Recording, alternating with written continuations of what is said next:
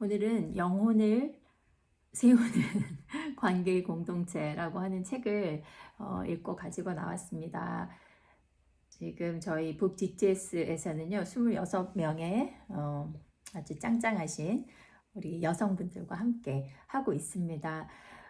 이 저자는요, 레리 크랩이라고 하시는데요. 너무 많이 알려져 있죠. 오랫동안 저희 기독교인들에게 사랑을 받고 계시고 존경을 받고 계시는 아주 저명하신 심리학자이면서도 성경을 또 가르치시면서도 영성훈련과 상담을 통해서 그리스도인의 영적 성장을 돕는 New Way Ministry를 창립하시고 정말 저술활동을 굉장히 많이 하고 계시는 분이시죠.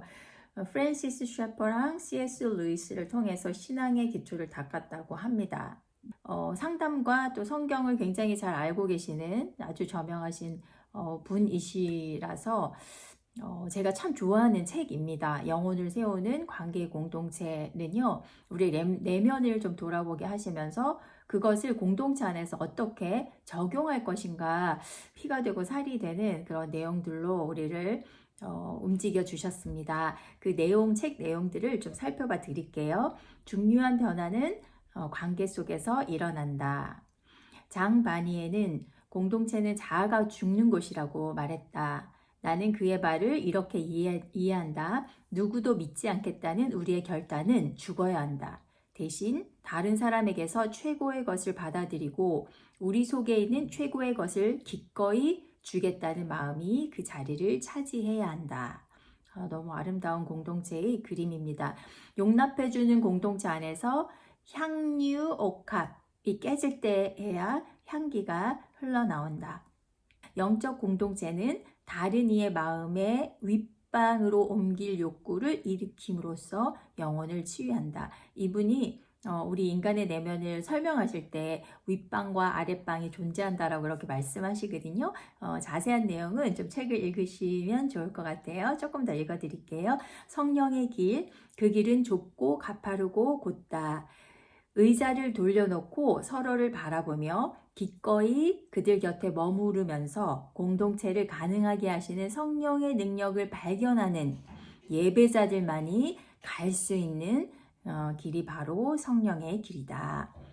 공동체의 가장 중요한 임무는 벽을 허물 만큼 안전한 곳, 우리의 깨어짐을 인정하고 드러낼 만큼 안전한 곳을 만드는 것이다. 그때에야 우리를 하나로 묶는 힘이 발휘되기 시작하며 그때에야 비로소 하나님이 우리 영혼을 회복시키는 도구로 사용하실 수 있다. 영적 공동체는 늘 기적이다. 영적 공동체는 겸손한 사람들 가운데만 세워진다. 그러니까 공동체라고 해서 다 영적인 공동체라고 이렇게 단언할 수 없다는 그런 얘기도 될 것 같아요. 겸손한 사람들, 성령을 따라서 행하는 사람들이 모여있는 그곳이 바로 영적인 공동체라고 할 수 있다는 것입니다. 안타깝게도 요즘은 많은 교회 공동체들이 그냥 사회 모임처럼 무슨 기업 모임처럼 이렇게 변질되는 그런 모습들이 또 대조되는 것 같아요. 계속 읽어드리겠습니다. 크랩 박사는 치유를 그만두셨대요. 대신 문제 해결보다는 하나님을 발견하는 일을 더 많이 생각하기를, 우리 삶을 개선하기 위해 그분을 사용하는 데 초점을 맞추기보다는 어떤 상황에서도 하나님을 예배하는 데 더욱더 초점을 맞추기를, 병적인 측면보다는 우리의 여행에 대해 더 많이 생각하기를 원한다. 너무 깊이 공감되는 그런 내용이었습니다. 내면의 가장 깊은 곳에 있는 것은 깨어짐이 아니라 아름다움, 말 그대로 그리스도의 아름다움이라는 더 강한 확신에서 흘러나오는 자신감을 가질 때만 일어난다. 우리 속에는 두 개의 방이 있다. 우리가 만들고 우리의 타고난 자아가 자라는 방이고, 또 하나는 성령께서 세우신 방. 이렇게 두 개가 있다고 합니다. 우리의 타고난 자아는 죽고 새로운 자아가 자라는 곳이 바로 성령께서 세우시는 방이라고 합니다. 사람들은 관계를 갈망한다. 윗방에는 이미 그것이 있다. 이 방에선 누구도 관계를 요구하지 않는다. 그들은 이미 그것을 가지고 있으며 언젠가 그 기쁨을 온전히 그리고 영원히 누릴 거라는 것을 안다. 그리고 윗방에 있는 사람들은 어떻게 살아야 할지 파악하는 일에 몰두하지 않는다. 그들은 삶을 분석하기보다는 그저 삶을 살아간다. 그들의 연약함을 보호해야 한다는 의식도 없고 자아를 찾으려는 강한 충동도 없다. 하나님이 그들을 이미 찾으셨기 때문이다. 이 구절이 저는 개인적으로 너무 좋은 것 같아요. 하나님이 그들을 이미 찾으셨기 때문에 우리가 나의 연약함을 막 감추고 보호해야 된다는 그런 의식이 없어도 되고 또 나의 자아를 찾으려고 하는 강한 충동을 느끼지 않아도 되는 안전한 곳. 그것이 하나님 계시는 공동체다라고 말하고 있는 것입니다. 영적 공동체를 세우려면 즉 그리스도의 치유하는 생명이 우리 속에 다른 사람에게로 흘러가서 그들이 그리스도를 알기 위해 자아 실현 욕구를 버리는 그런 공동체를 세우려면 우리에게서 나오는 다른 무언가에 대해서 알고 그것을 미워하는 법을 배워야 한다. 그리스도를 알기 위해서는요. 우리 그 자아 실현 욕구가 있잖아요. 내가 잘 되고 싶고 나를 발견해서 내가 알려지는 것을 원하는 그 자아 실현 욕구를 버리는 것이 그리스도를 따르는 데 얼마나 중요한가라는 것을 짚어주셨습니다. 하나님이 거하시기 좋은 그런 우리 내면의 방을 만들기 위해서는요. 쓸데없이 들인 가구들, 치워야 될 가구들이 있어요. 여러분들 집에서도 전혀 쓰지 않는, 여러분들이 집에 어울리지 않는, 갖다 버려야 되는 그런 가구들이 있으신가요? 우리 안에 있는 치워야 될 가구들이 몇 가지 있는데 그것에 대해서 좀 살펴보도록 할게요. 첫 번째 가구는요. 자아에 대한 욕구인 거예요. 관계에 대한 역량은 관계를 향한 필사적인 갈망이 되어버렸고 이는 금세 관계를 향한 분노의 욕구로 변해버린다. 나는 사랑이 필요해. 그러니까 나를 사랑해줘. 라는 타락한 하나님의 형상은 이제 다른 무엇보다 다른 사람들이 우리에게 잘 대해주는 공동체를 원하도록 몰아간다. 자기 숭배, 우리의 갈망을 수용하는 척 꾸미는 것, 우리의 경계선을 설정하는 것, 자신을 돌보는 것이 우리의 가장 우선순위가 되어버렸다. 이런 가구는 치워버리라고 말씀하시고요. 두 번째 또 치워야 될 가구는 지배 욕구가 있습니다. 우리가 원하는 방향으로 인생을 꾸려나가도록 우리에게 주어진 자원들에게 의지하겠다는 결심이래요. 돈은 건강한 삶을 유지하고 공동체를 세우기 위해서가 아니라 우리가 중요하다는 느낌을 갖기 위해 소비된다. 우리는 관계 맺고자 하는 갈망을 느낀다. 또 반사적으로 그 갈망을 다른 사람들이 우리에게 잘 대해 주어야 한다는 욕구로 그것을 축소시킨다. 그리고 다른 누구도 우리가 제대로 사랑을 받는지 아닌지에 관심이 없으므로 우리에게 필요한 것을 얻는지 살펴보는 것이 우리의 업무가 되어버렸다. 세 번째 치워야 될 욕구는요. 가구는 정의하려는 욕구예요. 무엇이 좋고 나쁜지 알기 위해 우리의 인생 경험에 의지하게 되는 거죠. 우리가 스스로 인생 경험들을 해석하면 늘 오류가 납니다. 잘못 해석하기 때문에 잘못된 결정을 내리게 되죠. 그래서 성경 안에서 주님의 사랑 안에서 주님의 마음 안에서 과거에 일어났던 일들을 해석하는 능력을 키우셔야 됩니다. 이게 정말 살면서 중요하더라고요. 네 번째 치워야 되는 가구는요. 성취 욕구입니다. 우리 문화의 상당 부분은 거룩에 대한 압력을 떨쳐버리기로 결정했다. 절대성을 폐기하고 자기 기준에 옳아 보이는 것을 귀하게 여기기로 결정한 안타까운 가구를 치워버려라 라고 얘기하고 있습니다. 또 계속해서 책의 구절들을 좀 읽어보겠습니다. 엉망진창이고 냄새나는 시궁창 속을 스스로 기어다니는 뱀들이 있다. 이런 욕구들이 우리 삶을 지배하는데 어떻게 영적 공동체를 세울 수 있을까? 우리는 할 수 없다. 하지만 하나님은 계획을 품고 계신다. 그리고 그것은 정말 놀랍고 좋은 계획이다. 그것은 우리를 영적 공동체로 인도할 수 있다. 우리가 겪고 있는 극심한 아픔이 위안을 찾기 위해 우리가 한 일을 정당화할 것이라고 생각한다. 그리고 얼마나 상처를 많이 받았는지 우리는 침상에서 슬피 부르짖는다. 이것이 우리의 모습입니다. 유령들은 상황이 변하면 정체성을 바꾼다. 일자리를 잃으면 패자가 된다. 친구에게 배신을 당하면 상처받은 사람들이 된다. 친구들에게서 소외당하면 스스로를 왕따로 여긴다. 반면 견고한 사람은 폭풍이 휘몰아치기 전의 모습 그대로를 유지할 수 있다. 깊은 무언가가 그들 속에 자리 잡고 있으므로 그들은 안전하다. 고난은 우상숭배를 폭로하고 우리가 필사적으로 의지하는 것이 무엇인지 분명하게 보여준다. 또 우리 속에서 오랫동안 살고 있던 것을 표면으로 드러내준다. 우리의 내면을 잘 알 수 있게 해주는 것이 바로 고난을 통해서 하나님께서 정화 작업을 하시는 것 같아요. 신뢰 욕구는 온갖 시련을 견뎌낸다. 나는 그리스도처럼 될 것이다. 나의 새로운 정체성이 그것을 보증한다. 안전, 비전, 지혜, 능력, 이것이 곧 영적 공동체의 표지다. 영적 공동체에 속하기 위해서는 주님 당신 없이는 아무것도 할 수 없습니다. 라는 상한 심령의 기도를 드리는 일뿐만 아니라 거룩한 욕망에 잠기는 일도 필요하다. 우리의 주의를 흐트러뜨리는 욕구가 발견된 것이 바로 중독이다. 우리는 가장 깊은 욕구를 인정하는 것이 두려워 즉각적이고 강렬한 만족에 사로잡힌다. 결코 가질 수 없는 것을 갈망하는 것은 극심한 고통이며 우리는 고통을 완화시키기 원한다. 중독은 적어도 잠시 동안은 고통을 잊게 만든다. 그리고 마음의 분주함은 중독이 해결할 수 없는 욕망을 회피하도록 해준다. 나는 제임스 휴스턴의 다음 말에 깊이 공감한다. 하나님을 향한 채워지지 않은 갈망이야말로 다른 어떤 것보다 강력한 인간의 동력이다.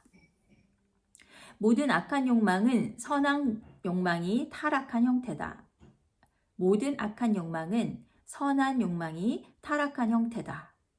그리고 모든 선한 욕망은 우리의 가장 깊은 욕망을 미약하게나마 드러낸다.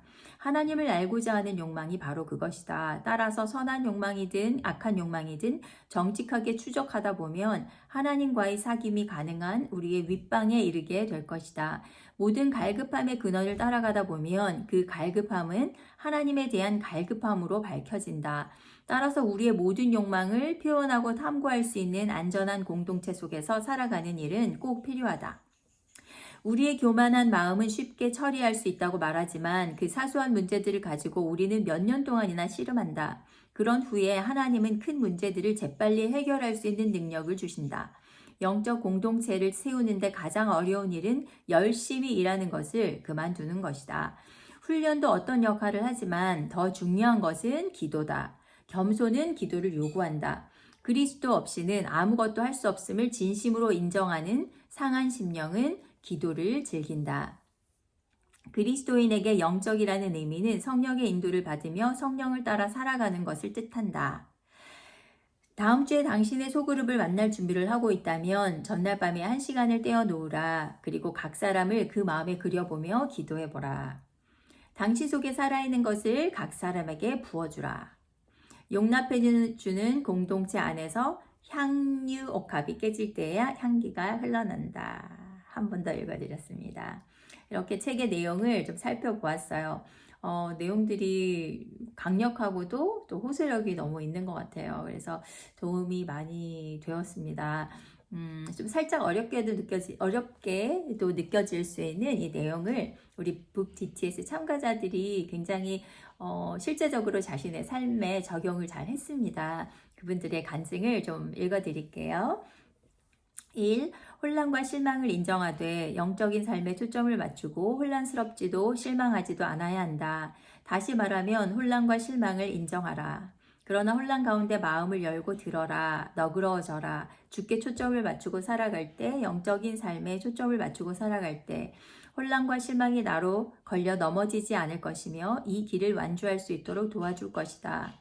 결국 이 세상은 천국이 아니기에 결코 완벽할 수 없음을 인정하라는 이야기로 들린다. 그리고 이 챕터의 마지막에서 영적 우정과 영적 지도자에 대해 언급하고 있다. 그동안 우리 가정이 간절히 원하고 바라는 두 가지였으나 누리지 못한 것들이다.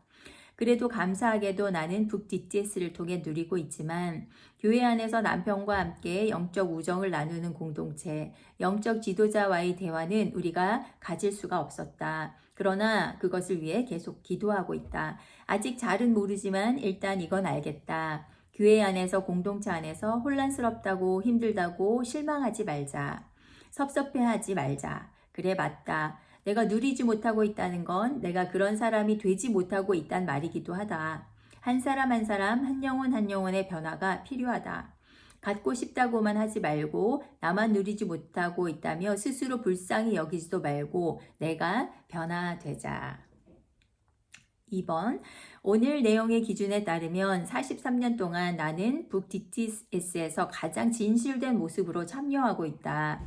그 사실이 오늘 새삼 놀랍게 다가온다. 그동안은 사람들에게 숨겨야 했기에 또 숨길 수 있는 일들이었기에 걱정도 상처도 없이 나를 속편한 사람으로 보았을 것인데 여기에서는 오픈하기로 작정하고 참여를 해서 이곳에서 좀 더 마음이 편안한 것 같다. 이런 공동체에 속하게 된 것이 오늘도 감사하다. 아마 온라인으로 만나고 나의 다른 인간 관계들과 많이 겹치지 않아서 더 가능한 것 같기도 하다. 그러면 나에게 오프라인으로 직접적으로 공동체로 묶여있는 이들과 이 과정을 어떻게 지나가야 할 것인가가 큰 숙제다. 다른 이들은 몰라도 내가 맡은 구역을 영적 공동체로 이끌 방법을 생각해 봐야 한다. 지금은 서로 마주치면 반가워하고 끝인 관계들이다. 이때까지는 억지로 구역장이 되어 그 자리에 이름을 올리고 최소한의 자리에만 참여하면서 나는 하고 싶지 않았던 것에 비하면 충분히 할 도리를 하고 있다라고 생각했던 제 자신을 주님 회개합니다. 하나님이 세워주신 자리를 버거워하며 피하고 싶어하는 대신 저에게 맞는 방법으로 우리 구역 식구들을 잘 섬기게 해주세요. 아멘. 3번, 나를 둘러싸고 있는 두려움, 불안, 수치, 염려, 거칠애 등등. 그 속에 깨어진 틈 사이로 흠없는 무언가가 희미하게 빛나는 우리가 그런 존재라는 것이, 그런 아름다움을 지닌 존재라는 것이 와닿는다. 있는 모습 그대로 나의 존재 자체를 그대로 바라봐 주시는 예수님이 계시기에 얼마나 감사한가. 4번, 공동체는 자아가 죽는 곳이라는 말이 내 마음 깊숙이 들어온다. 공동체 가운데 내 자아가 너무 살아 꿈틀거리던 상황들이 생각이 나기도 하였다. 이사를 자주 다니며 공동체 가운데 누구도 믿지 않는다는 마음 또한 있었다. 지금은 시간이 흘러 마음을 열긴 하였지만 아직도 변화될 게 멀다고 느껴진다. 5번, 나는 외로움을 지우려고 분투했다. 나는 더 하나님을 발견하려고 노력하고 더욱 예배 드려야겠다. 그런데 내 삶의 해결사로 하나님을 만나길 얼마나 갈망했던지 문제 해결에만 급급했던가. 6번, 아빠를 만나러 요양병원에 다녀왔다. 복도에서 성경 말씀을 들으며 걷는 연습을 하고 계신 아빠의 표정이 밝았다. 처음 들어가셨을 때는 우울하고 힘들어 하셨었는데 이제 농담도 하시고 잘 웃으신다. 말씀을 들으니 마음의 변화가 오시고 회복해야겠다는 의지도 생기신 것 같다. 천국 갈 때 예수님 손 꼭 잡고 가야 한다며 나에게 예수님 손 꼭 잡으라고 말씀하신다. 병원에 갈 때 마음이 무거웠었는데 천국 소망을 두시고 사람들에게 복음 전하는 모습을 보니 그곳에 하나님 나라가 임한 것 같다. 너무 좋은 소식이지요. 7번, 당신은 누군가가 세상 속에서 살아갈 수 있도록 영적인 삶에 초점을 맞추는 모습을 본 적이 있는가? 각박하고 충격적인 뉴스들이 가득한 세상은 나의 마음을 갑갑하게 하는데 영적인 삶은 어두움 속에 한 줄기의 빛 같다. 그 빛이 나에게 힘을 주고 나 또한 빛이 되도록 변화시켜 준다. 주님께서 나눔이 있는 삶, 소망이 있는 삶을 알려주시는 게 감사하다. 8번, 주님, 저는 익숙하고 안전하게 생각되는 아랫방에서만 살고 있습니다. 하지만 그곳은 하나님이 계시지 않았어요. 하나님을 찾는다 했지만 여전히 그곳에서 저희 생각과 방식대로 살아갑니다. 짧은 지식으로 내 인생과 아이들의 미래를 설계합니다.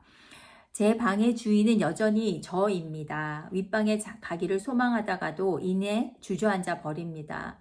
그곳에 주님이 계시지만 여전히 저의 옛 습관을 버리지 못합니다. 성령님 저를 가로막고 있는 두려움, 안주하고픈 마음을 없애주세요. 그리고 윗방에서 하나님의 멋진 모험을 기대하는 마음으로 변화시켜 주세요. 9번, 내 마음에도 악취가 풍겨오는 부분이 분명히 있다. 그리고 하나님과의 관계 맺음으로 그 악취를 씻어나가고 싶다. 매일매일 정말 감사한 것은 매일의 묵상과 마리아 모먼트로 그 관계를 놓치지 않는 날이 늘어났다는 것이다. 그리고 그 힘으로 내 삶이 조금씩 변하는 것을 느낀다. 이것이 바로 북디트스의 파워입니다. 오늘 엄마가 집에 아이를 잠시 봐주러 오셔서 얘기를 나누다가 또 뭔가 얘기가 험담으로 빠지려는 것 같아서 내가 만든 반찬 이야기를 했다. 아주 자연스러웠다.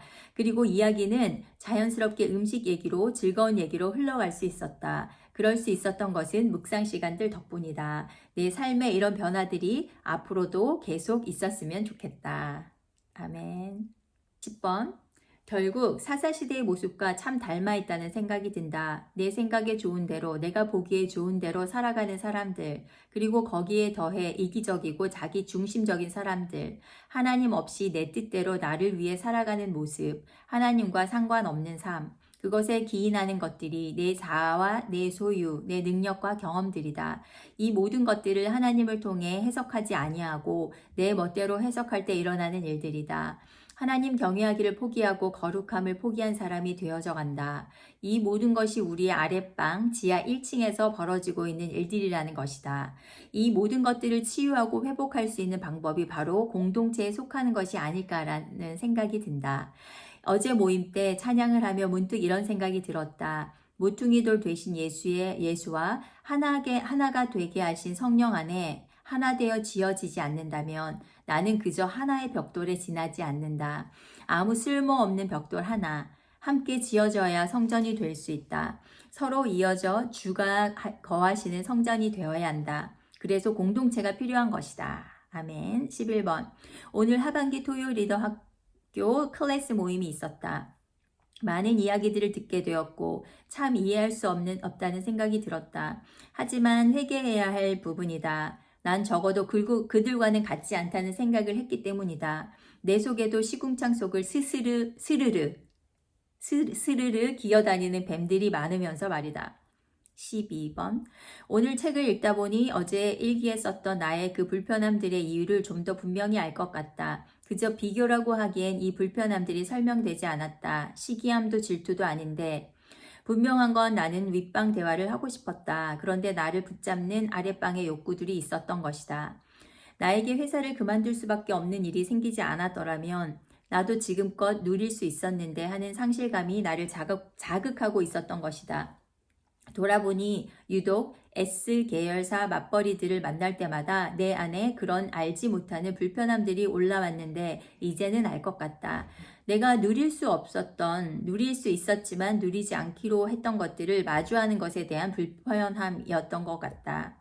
맞다. 이게 가장 정확하다. 하나님은 나에게 새로운 정체성을 부어주시고 더 좋은 것들을 주겠다 약속하셨음에도 불구하고 나는 여전히 이집트의 노예 생활에서 취할 수 있는 것들을 아쉬워하는 그 욕구가 내 안에 남아있는 모양이다. 고난을 통해 내 안의 우상들을 폭로하시고 내가 의지하는 것이 무엇인지 분명하게 보여주신다. 내가 그것들을 완전하게 놓아주지 않은 것 같다. 그런데 이제 그 찌꺼기들조차 싫다. 청결해지고 싶다. 자유해지고 싶다. 13번. 주님께 가는 여행에 좀 더 방향을 잡아주는 것 같아 이 책이 참 고맙게 여겨진다. 마음만 잘 맞으면 영적 공동체가 잘 이루어질 거라고 생각할 때가 있었는데 이렇게 안전한 윗방에 고급진 가구들이 필요하다. 예배 욕구, 신뢰 욕구, 성장 욕구, 순종 욕구. 나의 풍요로움만이 아닌 주님을 닮아가는 삶이라는 걸 다시 기억하게 해준다. 14. 나는 오늘도 사랑을 선택한다. 상처받는 것을 두려워하지 않고. 얼마나 기쁜 고백인지 모르겠어요. 15번. 큰아이가 100일쯤 되었을 때였던 것 같다. 아이는 잠귀가 엄청 밝았다. 낮잠 잘 때는 일상소음을 다 들려주어 적응하게 하라고 해서 그냥 생활을 했더니 바로 깬다. 화장실을 가서 물을 내려도 심지어 아이를 재워놓고 일어나다가 내 무릎에서 난 뚝 소리해도 왕 하고 깨는 아이였다. 통잠을 새돌이 되어서야 잤다. 그래서 나는 아기는 무조건 잘 먹고 잘 자는 줄 알고 낳았다가 100일 내내 잠을 못 자던 중이었고 소음을 내지 않게 주력하고 있었다. 아이를 깨우는 모든 요인에 화가 나기 시작했다. 그 중에 가장 화가 났던 건 택배 아저씨였다. 분명 초인종을 종이로 막아놓고 아기가 자고 있어요. 벨 누르지 마시고 문 두드리지 말아주세요. 라고 크게 써놓았지만 아저씨는 택배를 놓고 매번 쾅쾅 두드리고 갔다. 참다 오늘은 난 정말 못 참아 라고 한 어느 날 또 쾅쾅 두드리고 가는 아저씨를 향해 현관문을 벌컥 열고 아저씨! 라고 잔뜩 화를 실어 불렀다. 그러자 바삐 다른 짐을 놓으러 가시던 아저씨가 돌아보셨다. 그런데 막상 아저씨의 얼굴을 보니 많이 피곤해 보였고 땀을 뻘뻘 흘리고 있었다. 분명 쏟아내고자 하는 멘트도 정해놨는데 그 순간 나는 수고 많으세요. 감사합니다. 라고 말했다. 아저씨는 멘트와 일치되지 않는 내 환한 얼굴을 보고 뭐야? 라는 식으로 쳐다보고 사라지셨다.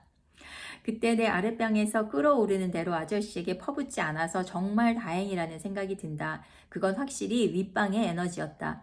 이런 마음으로 영적 공동체에 속해야 한다. 내 가정, 내 구역 등을 보아도 오랫동안 똑같은 문제 앞에 퍼붓고 싶은 순간들이 많다. 그 밑바닥에는 교만이 잔뜩 깔려있고 하나님이 일하신다는 것에 대한 인정은 전혀 없는 것이다. 앞으로는 그런 순간의 표정과 바로 일치가 되지 않아도 축복 혹은 격려의 말을 하기를 도전할 것이다. 16번. 요즘은 하나님이 나를 미국으로 부르신 이유를 찾는 여정 같다. 남편과 떨어져 지내는 시간을 보내며 여러 가지를 배우는데 하나님이 지속적으로 알려주시는 포인트는 기도와 영적 공동체이다.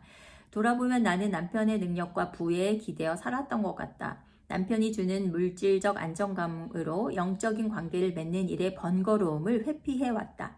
남편도 나도 극도로 갈등을 싫어하기에 아무 일도 안 일어나도록 만드는 게 일이었던 것 같다. 맞다. 우리의 관계를 위해 기도하지를 않았다.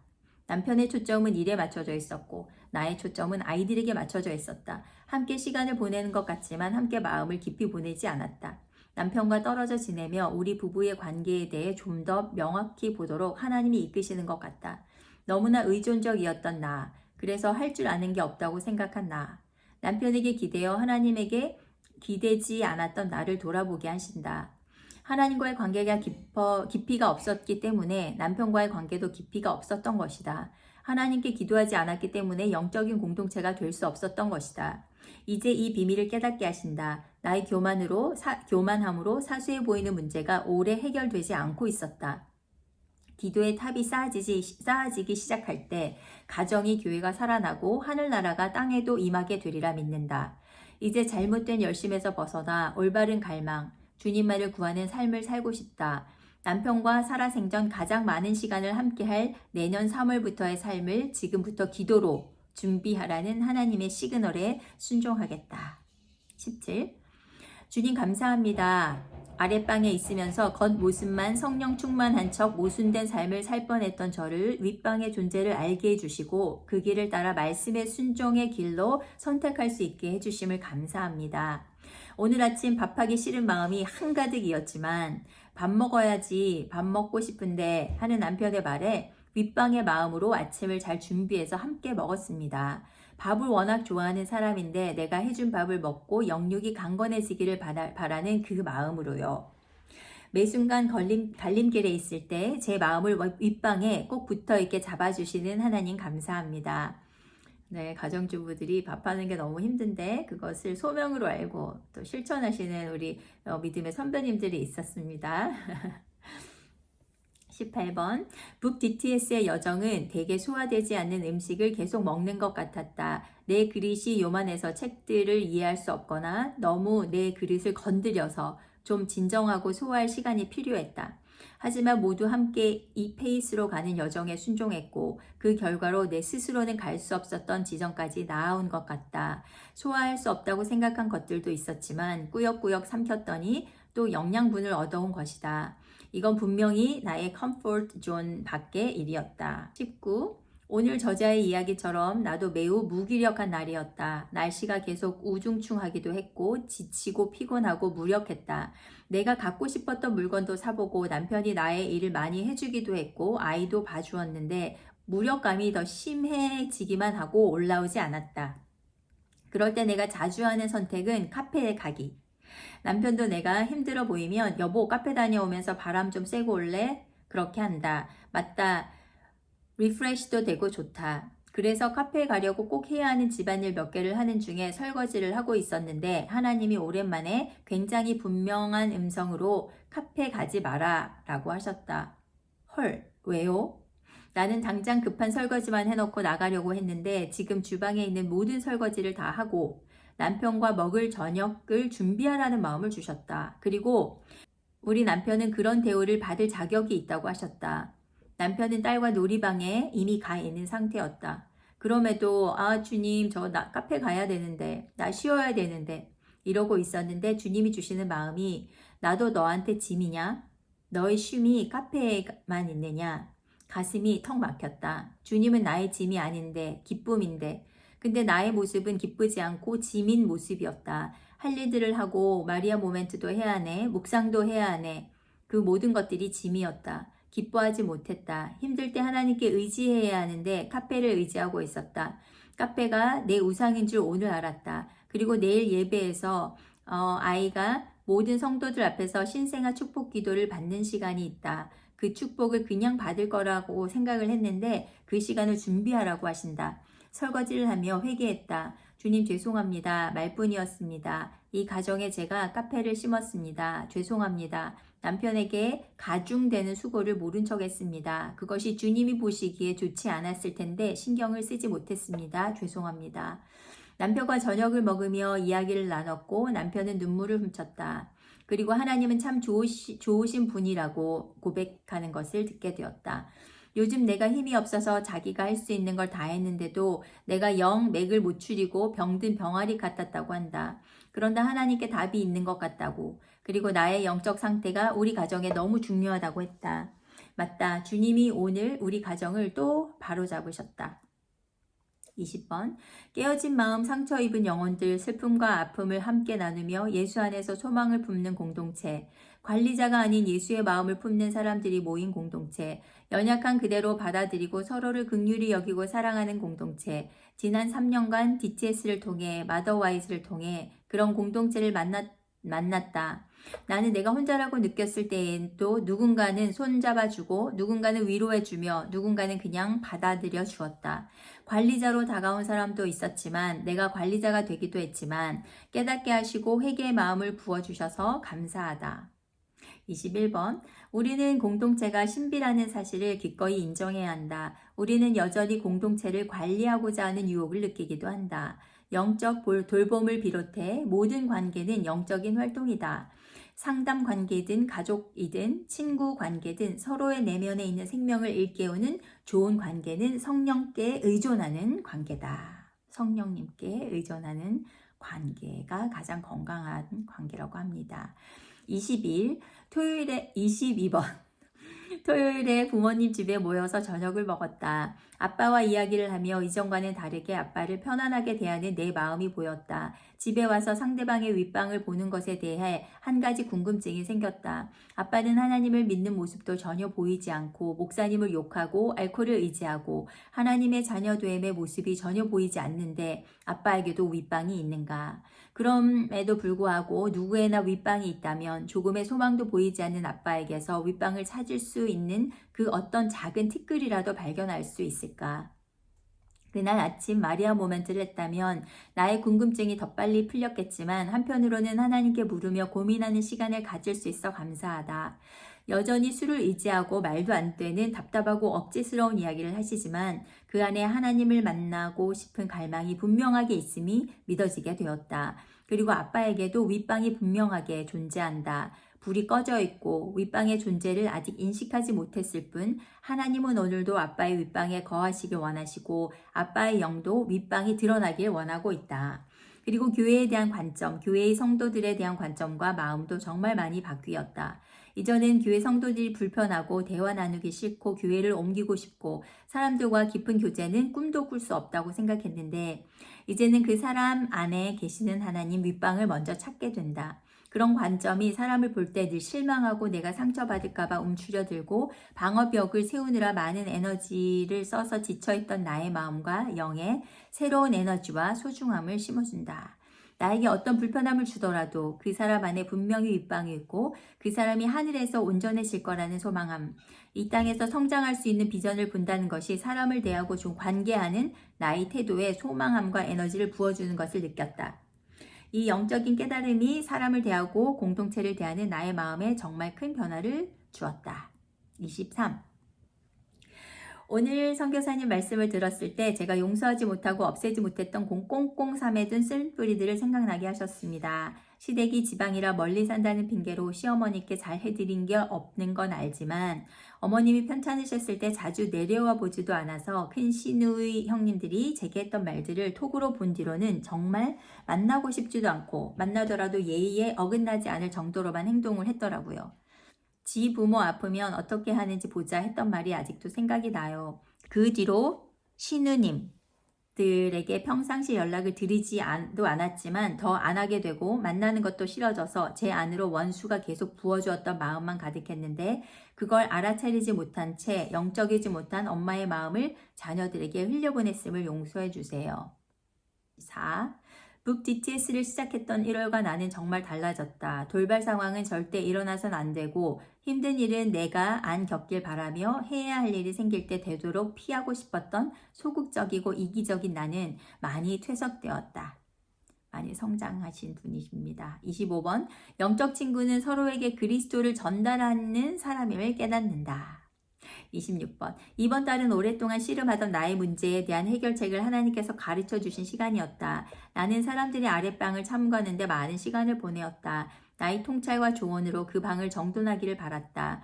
대화를 하고 나면 이게 아닌데 아 하나님 죄송합니다 하면서도 쉽사리 자유하지 못한 나를 보았다.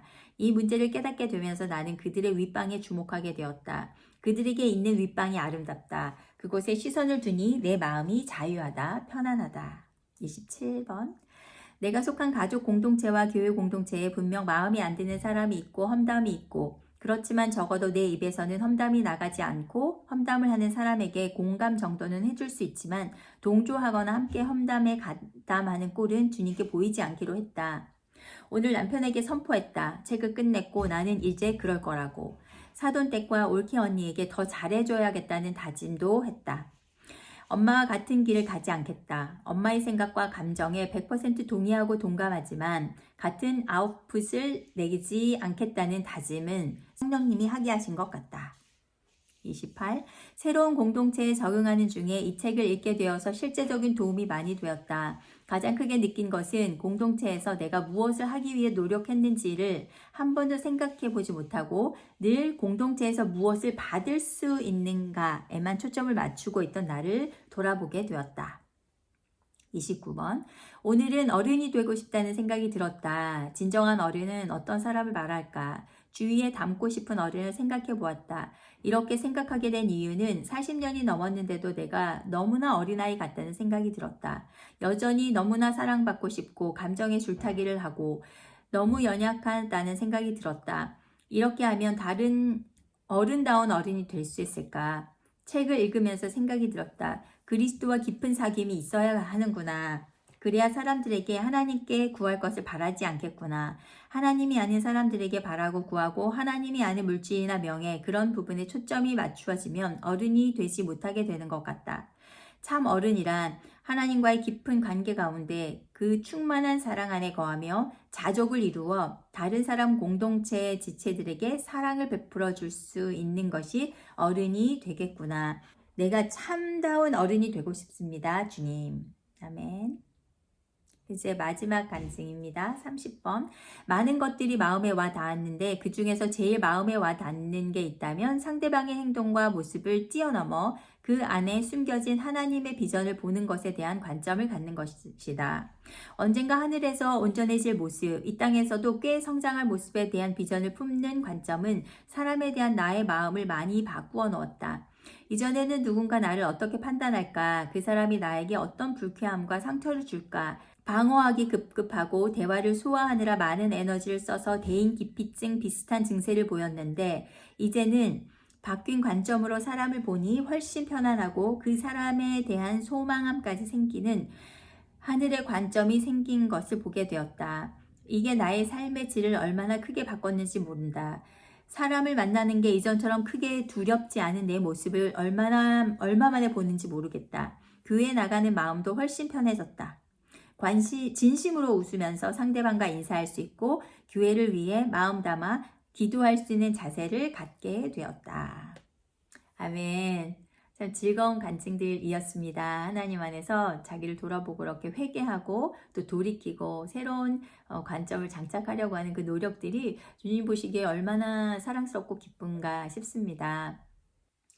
하나님의 공동체는 참 신비로운 것 같아요. 하나님의 능력, 예수님의 능력, 성령님의 능력이 우리 속에, 인간들 속에 흘러다니고 퍼져가고 또 서로 나눌 수 있고 전할 수 있다는 것이 그것이 얼마나 큰 축복인가 다시 생각해 보게 됩니다. 우리가 영혼을 세우는 관계 공동체 함께 읽어보았는데요. 여러분들 책도 구입하셔서 차근차근 찬찬히 꼭꼭 씹어 드시면서 잘 소화해 내시고 또 여러분들의 그 공동체를 또 빛과 소금으로 맛을 내며 또 환하게 비추는 그런 아름다운 공동체 만들어 가시는데 또 중요한 역할 하시기를 기도합니다.